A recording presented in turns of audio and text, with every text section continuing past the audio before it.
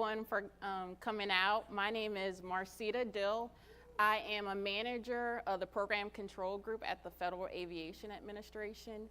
And today I'm going to talk to you about how we've utilized Tableau for project management and portfolio management. And I'm really excited to see all of you out here because I'm hoping to connect with others who are interested in doing similar type of work so that we can really change the way we think about project management and reporting. So just to kind of start out, I will provide some background information about what we do within the organization that I work for. And then I'm going to step through some of the dashboards that we have available, and then I'm going to end with some lessons learned. So I imagine most of you were like me and flew into New Orleans International Airport. And if you did, we're actually like millions of Americans who fly each day. Last year alone, 4 billion passengers flew on commercial flights. And while I was working on this presentation on a Sunday afternoon, I actually took an image of live air traffic. And as you look at the image, you can see that the outline of the United States is just barely visible because there's so many flights in the air at one time. And these flights are not only transporting passengers, but it's also transporting cargo. So your Amazon.Prime packages, it's probably going to be on a flight somewhere to get to your doorstep in 2 days. And if you're thinking about doing any last-minute shopping this holiday season and you need to get your Christmas present or your holiday present to a relative in a short amount of time, it's likely going to travel by plane. So what we do also has an economic impact. We're all here for training and business reasons, but while you're here, I'm imagining most of you all will go out to dinner and enjoy some of the local foods or catch some jazz music. And the time that we're spending here because of how you got here is also impacting New Orleans. So there is an economic impact to what we do. And because so many depend on us, we really do take our mission very seriously, which is to operate the safest, most efficient airspace system in the world. And we are seen as world leaders globally. And just to kind of give you a perspective, one of the websites that we have available on FAA.gov is called Air Traffic by the Numbers. So I was able to pull some of the stats off of that website. And one of those stats is really about our infrastructure. To most passengers, that infrastructure is transparent, and which is why the analogy I use, it's highways in the sky. And just like roads and bridges, we also have to maintain our air transportation infrastructure. And just to kind of give you a perspective, we have over 65,000 systems and pieces of equipment in the NAS. And the expectation that those systems are running 365 days a year, 7 days a week, 24 hours a day. We serve over 19,000 airports. So it's very important for us to understand the state of our infrastructure, because part of the responsibility of the organization that I work for is the program management organization. We have the responsibility of managing the programs that sustain and transform that infrastructure. And we're involved in cutting edge technologies. We've been in an endeavor to really modernize the systems that we use. So we're working on technologies such as data communications, which is comparable to the text messages that you have on your phone, but it's allowing pilots and your air traffic controllers to be able to communicate via text. We're also implementing satellite-based technology, which is like GPS on your phone, but it's giving us the ability to track aircraft via satellites in addition to using radar technology. Information management is really important right now. We have data around your flights. We have data around weather. It's raining right now, and we need to know what the impact of that weather is so that the system can flow efficiently. So all of these programs, the organization that I work for has an interest in understanding not only where we're going with aviation, but also ensuring that we're sustaining it. We are a projectized organization, which means that our organization is made up of individual project teams that manage these programs. These teams are responsible for understanding what the shortfalls are. They work very closely with our finance organization to build those business cases where we capture the benefits, the cost, the schedule. And in parallel to that, they're also working on the acquisition strategy. Our work is contracted out, so we do spend a lot of time understanding what those requirements are, what's available in the market, and when those programs are approved, we award a contract to do that developmental work. And when I joined the program management organization about 2 years ago, I had the challenge of setting up an enterprise program control. And when I came into the job, I don't know if any of you have ever gone through this, but one of the first things that I did was I started to walk through the office and go through all the file cabinets. And one of the things that I found in the office that my predecessor left behind was a binder. And it was about this thick. And I opened up that binder and I realized inside he had all of the programs that we manage within the PMO. He had the project descriptions listed, and somebody had actually taken the time to fold the paper like an accordion so it fit nicely in the outline of the binder. And when I pulled it out, it not only had information about just the overview of the project, but it also had the budgets for the programs, key milestones for the year, multiple years. And I knew to be successful in my job that understanding that information was extremely valuable, but maintaining that information in spreadsheets was just not sustainable. So I started to think about tools that I had used in the past, and one of those tools was Tableau. Tableau was a tool that we had investigated when we were, I was a tech advisor for one of our executives, and we did a lot of meetings on the Hill, meeting with staffers and our congressmen, really trying to help them understand the impact of the work that we do.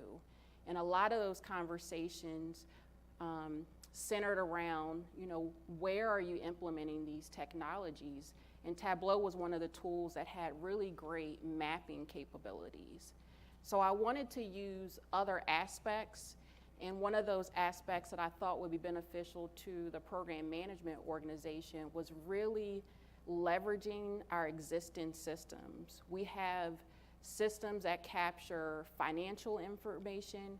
We have systems that capture contracts information, databases around our workforce.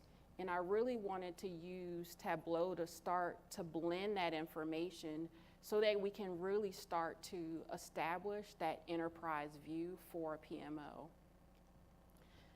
And by doing that, we gave ourselves the ability to move away from the spreadsheets that we use on a regular basis and to really start using dynamic reports. And I don't know if you've ever been in a situation where you spent a lot of time prepping for a meeting, putting together your status of your program, your spend plans, and so forth, and you're in a room ready to present, and inevitably someone raises their hand, let's say the test director, and he says, Marcita, how much money, I see you have a line there for software development, how much of that is going to testing? And you can see yourself at your screen with your team, with your business manager, putting together those numbers, but the number that he's asking about, it's blurry. And you could either say 1 million or you could say 15 million, and you know that it's not worth getting it wrong. So with Tableau, it gives you the ability to provide that information via a dynamic report. And when those questions come, you can drill down to actually see, okay, how much of this cost is attributing to testing? We oftentimes get into conversations where we'll see one number for program A and then see another number for program B. And we're oftentimes wondering, well, why does your cost more than the other program? And so this gives you the ability to look at these numbers across programs and really start to ask, why are there differences across the programs? And that's where it comes into play with being able to tailor the information. So with Tableau, you can take the same information that I would produce for one meeting and then show it another way if you're just having a conversation with the testing team. And our goal overall is to be able to use these dynamic reports to really inform decision makers. I really want our program analysts to spend less time extracting information, formatting information, and spending that time doing analysis, which is really going to help us to get to a point where we're doing data-driven decisions. So with the strategy, our next step was to find a champion. All of us are here because we are either power users of Tableau or we're really trying to promote it within our organization. And one of the things that I would strongly recommend is really find a good champion for your project. My champion was actually my director, Jay Merkel, and he was very instrumental in us even getting to where we are today. So not only did he allow me the flexibility to explore this thing that he called dashboards, and one of the things he said to me is, I don't know what it is, but Marcita, I trust you, go forth and do great things. But he also allowed me to get money to get this off the ground. We didn't have any resident Tableau experts within the team, nor were we an IT group. So with the funding, we were able to bring on one of the Tableau partners, Directus, to really help us implement this within our business unit. Another champion that I heavily rely on is our Chief Data Officer. The things that we're trying to do are really changing the culture and the way we think about reporting. So he was extremely helpful in giving me that top cover when we came across situations with sharing information. And once we got our initial set of dashboards off the ground, we did a demonstration with all of our executives and all of our portfolio managers, and they were really amazed by what they saw and really blown away by the fact that these reports were actually pulling data real time without any manual updates. And we were able to secure prime real estate on our organization's intranet site.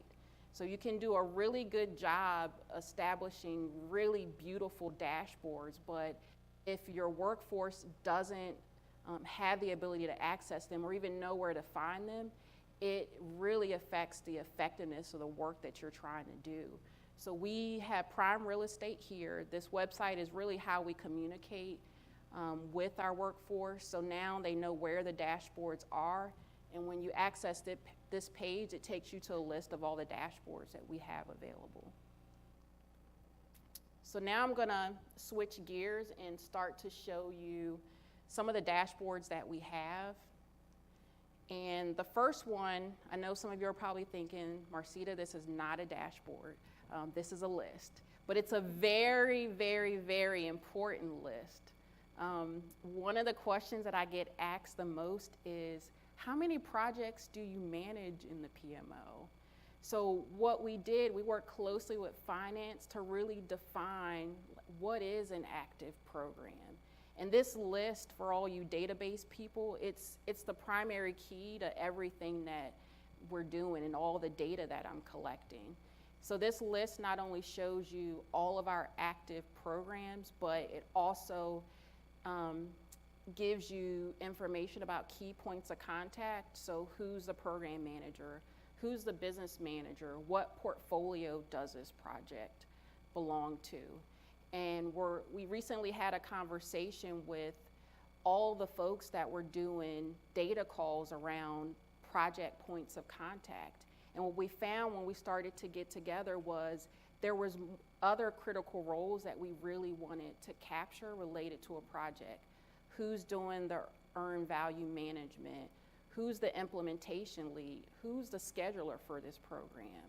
So we came together, and that'll be one of the changes, that when their new system rolls out, they'll capture these additional fields around key personnel on our projects. And some of you might be wondering, like, how big is your portfolio? Within the program management organization, our annual budget is approximately $2 billion a year.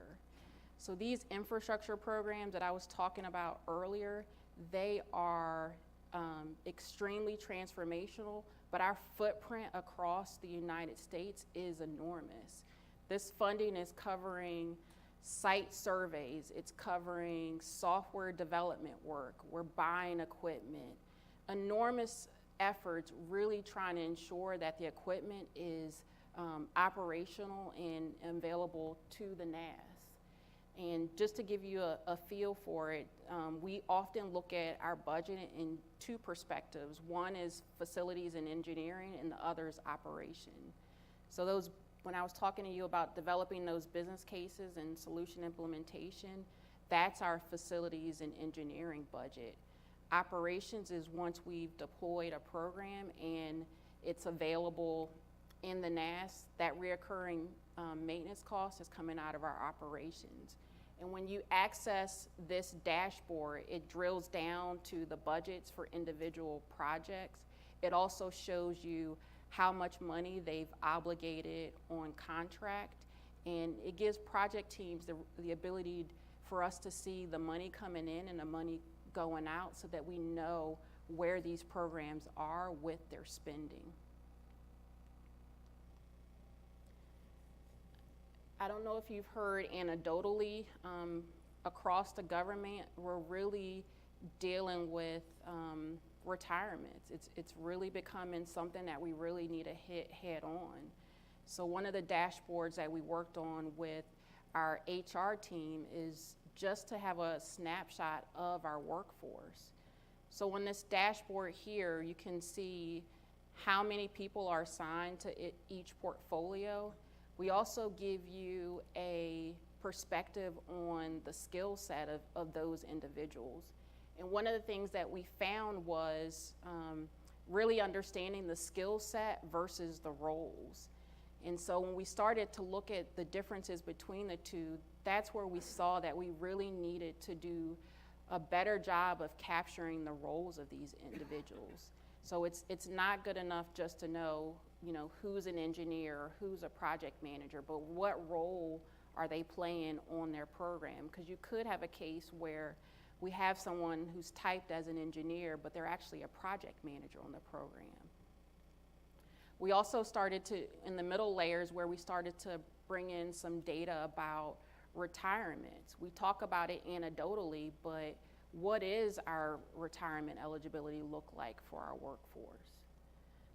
And this is one of the dashboards that really blew my mind when I saw how many were eligible to retire in the next 5 years. So it gives you a perspective of your workforce, and it also told us that us trying to fill holes or trying to hire as people leave, it's not going to be the right strategy for us. We really need to think about how to deal with those who are eligible to retire. And if you look at the chart, we didn't just start with 2018 going forward. We actually went back a couple years. So when you see years like 2013 and 2015, this is telling you that you have people in your workforce now that could leave tomorrow. So we really wanted to spend some time changing the conversation about staffing and really starting to talk about, like, what does succession planning look like for you? What does knowledge transfer mean? And we've started to really look at different strategies, like partnering up senior project managers with junior project managers. Really putting an effort in bringing in recent grads so that we do have that pipeline as the workforce is retiring out. And then another kind of slice of the same data was looking at it by portfolio. So the The numbers going across the bottom, those are our portfolios, but one of the things that was astonishing to me was I drew a line at the 50% mark, and you can see most of the groups are right there, or if not, just below, which means that each of our portfolio groups, their federal workforce is eligible to retire in the next 5 years. So we do a lot of work around training and ensuring that we have people to manage these multi-million-dollar programs. And so on our workforce dashboard, we started to bring to light the certified professionals. And we kind of have 3 key categories. Project management is one area, contracting, because I mentioned that our work is contracted out for vendors to do that software development work. And the other area, which is not shown here, is engineering, which is those that are doing a lot of work around retirements. So with this dashboard, we're able to show you how many certified professionals we have. And one of the things that we noticed was when I looked at the number of project managers from that project list and the certified professional, I noticed that the numbers weren't matching. And one of the things that we did was we looked at are all the program manager names unique? And what we found was that we had individuals who were listed as program managers for multiple projects. And as we started to dig a little bit deeper, what we found was some of these programs had project leads. And so that was an area where we wanted to make sure that not only was the program manager certified, but is the project lead also certified. So our acquisition workforce team, who deals with all the certifications, they really spent time going through that list to ensure that at all levels, our teams were staffed according to the roles that they played on the project. And now I'm gonna switch gears and start to talk about metrics. So about 2 months ago, I was in a class called the Evolving PMO. And this was a class hosted by the Project Management Institute. And I was in this class with individuals who represented both private and public sector. And as I started to listen to their questions, it really brought to light how executives really utilize their PMO to really understand how the work that they were invested in was aligning to their business objectives. And here's where metrics comes into place. We are a mode of, under the Department of Transportation. So for all of you all who are part of an organization, they typically spend time developing a strategic plan, and we do the same thing within DOT and the Federal Aviation Administration. We have multi-year strategic plans that outline our goals. We also have annual goals each year. And this dashboard gets the most hits out of all the dashboards that we have available. And it's really important from the perspective of we have systems now that do a great job capturing the status of these goals, the commentary. But what we really wanted to do was raise awareness across our organization about the work that we've signed up to do. We wanted to ensure that you not only looked at your piece of the pie, but you understood the big picture and how your work fit in. So with this dashboard, it's available every month. It's updated. It shows you all of our annual goals for the year. The row going across the bottom are our strategic areas that we have work aligned to. We also have external commitments because we partner. A lot of our work is not only dependent on the FAA side, but it's also with the airline. So we've made external commitments. So with this dashboard, you're able to see internal goals and also strategic goals. And some of the key features of this dashboard is we like to show alignment between not only the goals, but also the programs. And what we've recently been working on was bringing in location information. Within our organization, we have field technical advisors and a technical operations group that when we started to go through the goals, we started seeing language like we're going to deploy 20 sites in 19 or 5 sites in 19. And if you're in headquarters, that's great. But if you're in the field and you're going to be part of the team that's implementing, you really want to know where this work is aligned to. So we're undergoing an effort right now with our technical operations to really understand, working with the program managers, what sites are associated with these goals. And now you take a headquarters product and you start to turn it into a tool that the field can use as well. And they can understand, what the priorities are for the year. Part of project management best practices is capturing risk information. So we have an ARMS database that our project teams use to capture their individual program risk. And one of the things that we found is as we give monthly updates to the executive team on the status of our goals, and we typically follow a red, yellow, green model in blue. Blue meaning complete, green meaning on track, yellow at risk, and red means that you missed the target. And as we started to have these conversations, in the back of my head, I'm like, well, what's in the risk register for these programs? Have we been looking at that risk? Could we have impacted the outcome? So we started to undergo an exercise where we've mapped our business plan goals to our risk register. So on the dashboard, you can look at individual goals and click down and see if there's any risk associated with that.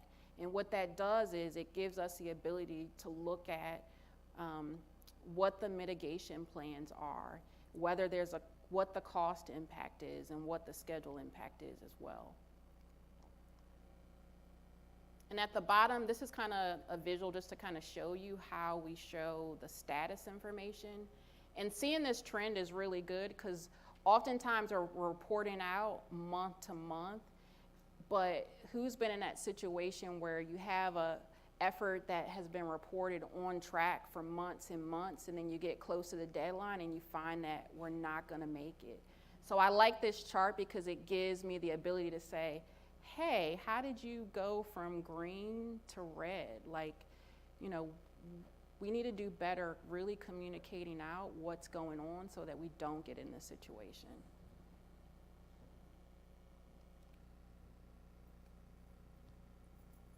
So when it comes to performance metrics, a key area that I'm involved in or we're involved in is really tracking cost and schedule performance. So when we get approval to move forward with a project, at that approval, we baseline the cost and schedule.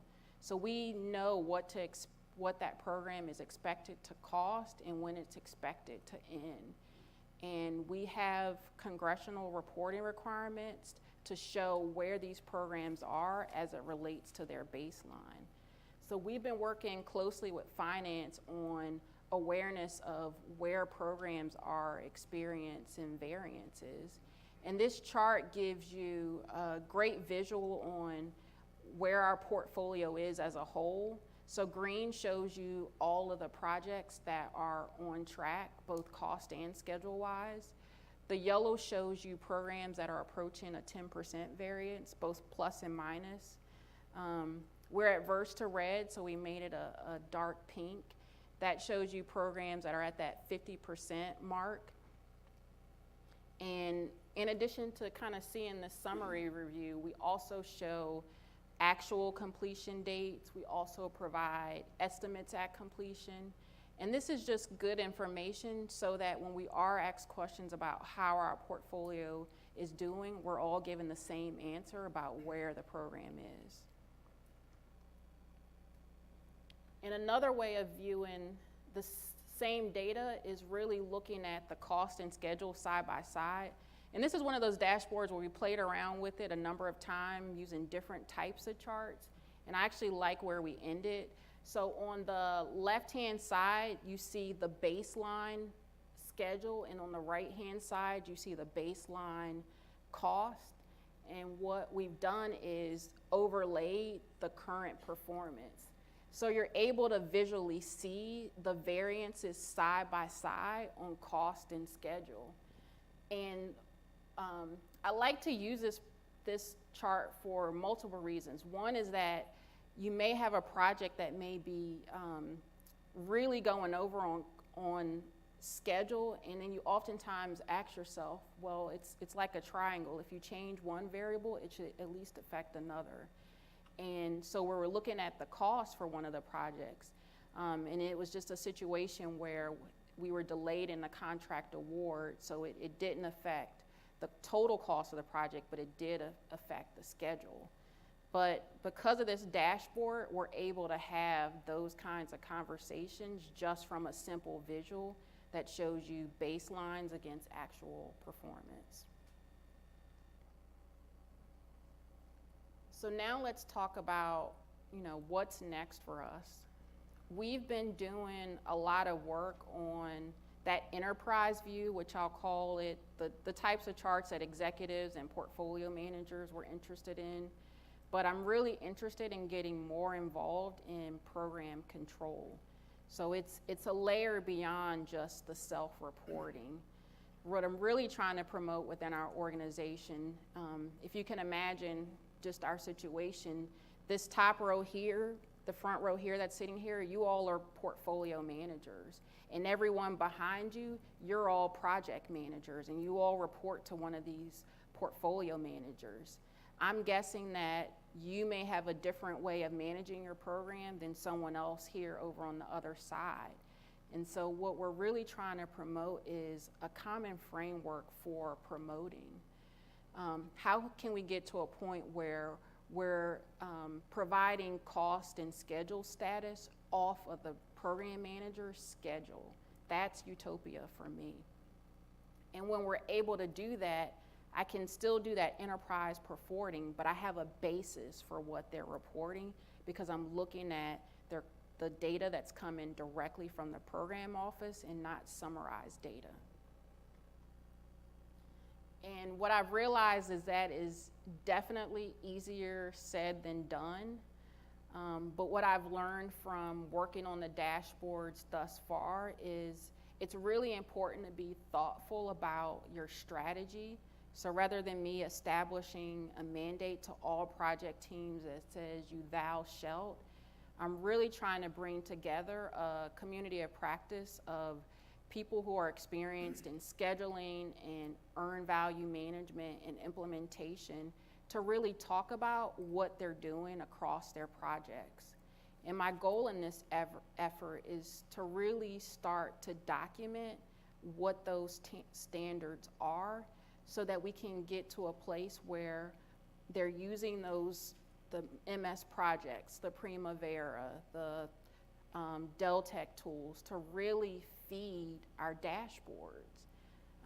And when we can feed those dashboards, then we're in an environment where we have that common framework for reporting. So with that said, now let's talk about what I've learned from the work that we've done over the past 2 years. And I say this truly as a joke, but it's real. Beware of data hoarders. They mean you no harm, but they really are a dashboard killer. I specialize in data blending, so I'm really dependent on folks who manage our systems to provide data to me so I can provide it in a program and portfolio view. And that's where I can say that it's really not about the tools, it's really about the culture change. And I've tried to have thoughtful conversation with these data hoarders about what Tableau is and what it is not.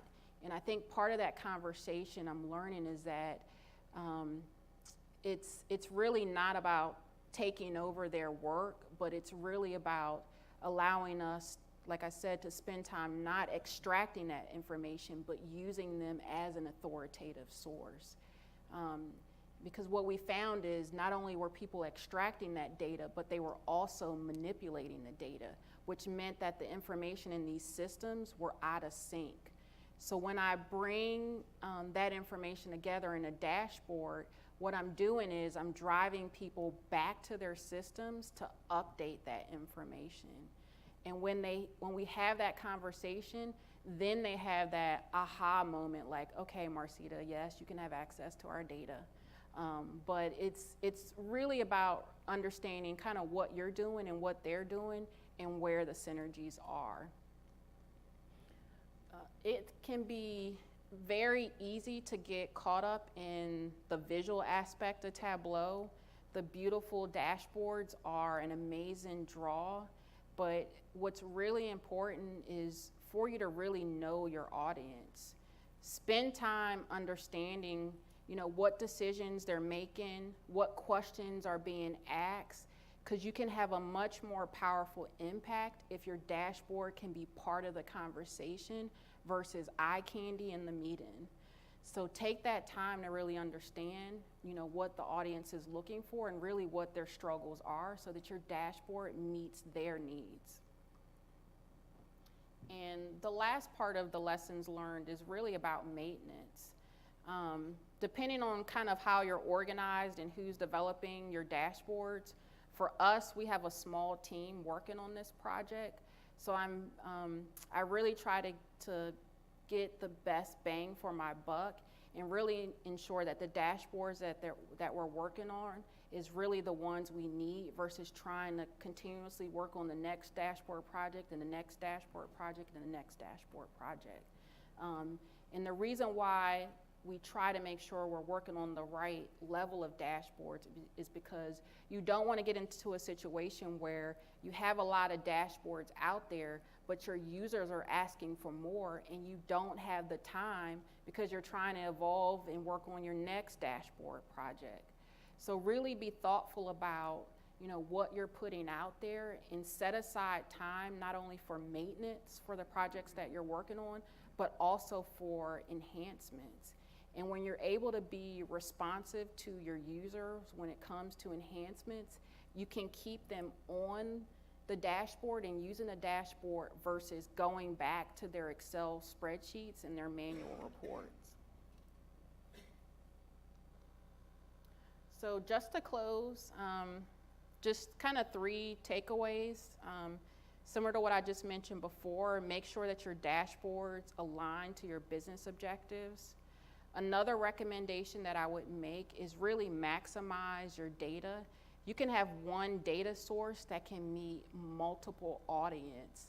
So really try to get the most out of the information that you have, because you'll find that as you sit in different conversations, everybody has a different perspective and everybody has a different lens.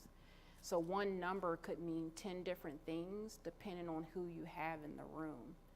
And the last takeaway that I would offer to you is don't just focus on building a dashboard, but focus on building a relationship. I really try to really understand what the needs of the organization is, and I've really tried to meet a lot of great people, or have met a lot of great people along the way. And some of those people are here in the room just because we partnered on some of our dashboards, but really try to establish a community of people that think and are really trying to go in the same direction that you're trying to go in. And you'll find that just as good as an awesome dashboard are the relationships that you have throughout your company. And it's really helped me to really understand kind of the business objectives and how decisions are made and how I can be part of that change in the conversation for decisions that we'll be making tomorrow. So I really want to thank, you can clap if you want.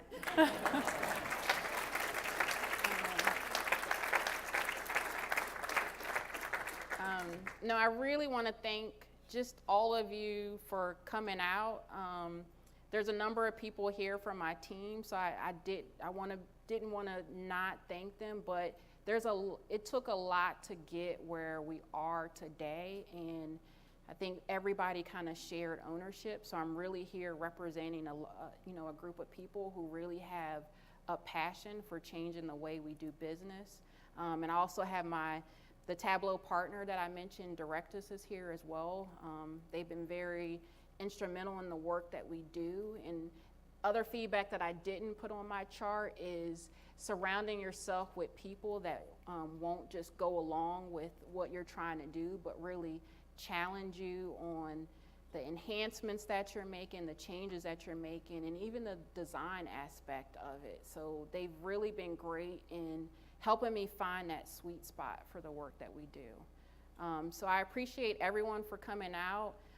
If you are using Tableau for project management or are interested in using it for project management, please write down my email address so that we can connect either today or after the conference. But I really would like to start a community around project management, so I'm looking for others who have similar interest as well. So thank you.